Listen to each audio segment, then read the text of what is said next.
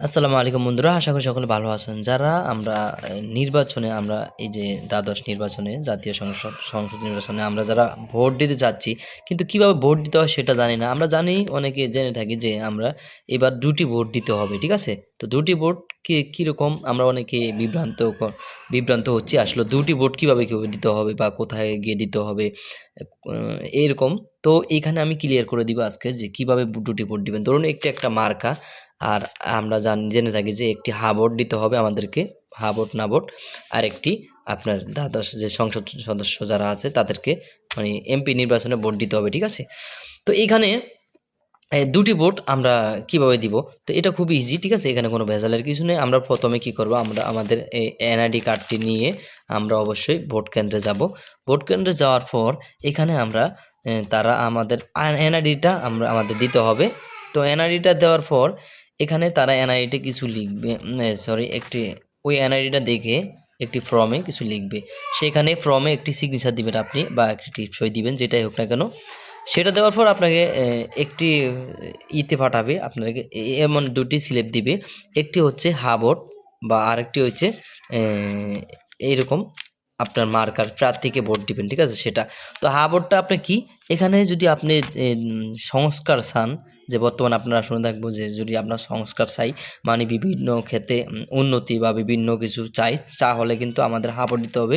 এবং কি হা ভোটটা দিলে সরকার নিজের মন মতো, নিজের মন গড়া কোনো আইন করতে পারবে না। জনগণের সম্মতি নিয়ে তারপরে কিন্তু আইন করতে হবে, ঠিক আছে? আইন বাস্তবায়ন করতে হবে।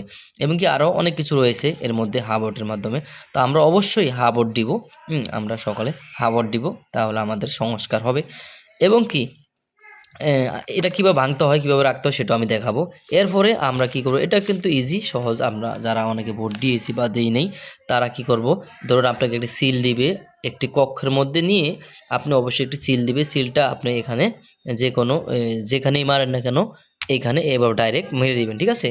আপনি যেখানেই মারেন না কেন, সে সিলটা ডাইরেক্ট এখানে মেরে দিবেন, এই মার্কার উপরে মেরে দিবেন, ঠিক আছে? মানে যে মার্কার উপরে দেন না কেন, মার্কার উপরে একটি সিল মেরে দিবেন। তারপরে এটা ধরুন হয়ে গেল। এরপরে এখানে তো আগে একটি সিল মারবেনই। তো এখানে মানে একটি হা ভোটে একটি সিল মারবেন, মাইরা এটা কীভাবে ভাঙবেন? এটাকে ভাঙতে হবে, এইভাবে ভাঙতে হবে, ঠিক আছে?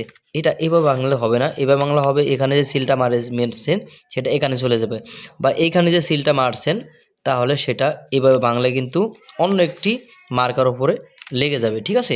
সেক্ষেত্রে আমরা সবসময় এই লম্বালম্বিভাবে এটা ভাঙবো, এইভাবে ভাঙবো। এভাবে ভাঙার পর আমি এক হাতে দেখাচ্ছি, এই জন্য সমস্যা হচ্ছে। এরপরে মাঝখান দিয়ে এইভাবে আরেকটা ভাঙা দিব, এইভাবে। এভাবে ভাঙার পর আমরা এটা কি করব, দুটাকেই সেমভাবে ভাঙার পর আমি দেখাচ্ছি সুন্দরভাবে জিনিসটা। এইভাবে সেমভাবেই ভাঙার পর আমরা দুটি এই বক্সের মধ্যে কিন্তু রেখে দিব, ঠিক আছে? ওখানে একটি বক্স থাকবে, এই বক্সের মধ্যে রেখে দিব দুটিকে আমরা এভাবে, ঠিক আছে? তারপর আপনার ভোটটি নষ্ট হবে না, পচা যাবে না, এবং কি আপনার সঠিকভাবে ভোট দেওয়ার মানে হবে, ঠিক আছে? তো আশা করি আপনি বুঝতে পেরেছেন এই ভোট দেওয়ার পদ্ধতি কীভাবে ভোট দিতে হয়। ভিডিওটিতে আমি দেখানোর চেষ্টা করছি, আশা করি বুঝতে পেরেছেন। এভাবে কিন্তু মূলত ভোট দিতে হয়। তো এখানে হা ভোট না ভোটে কোনো ঝামেলা নেই। আপনি শুধু হা এর উপরে মেরে, এরপরে যে মার্কা আপনি পছন্দ করেন সেটার উপরে মেরে, সিল মেরে, তারপরে দুটো এবার ভাঙে, তারপরে বক্সের মধ্যে রাখবেন। খুবই ইজি। ভিডিওটি শেয়ার করে দিবেন, অনেকের উপরে আসবে। আর চ্যানেলটি সাবস্ক্রাইব করে পাশে বেল বাটনটি অন করে দিবেন। আর অবশ্যই একটি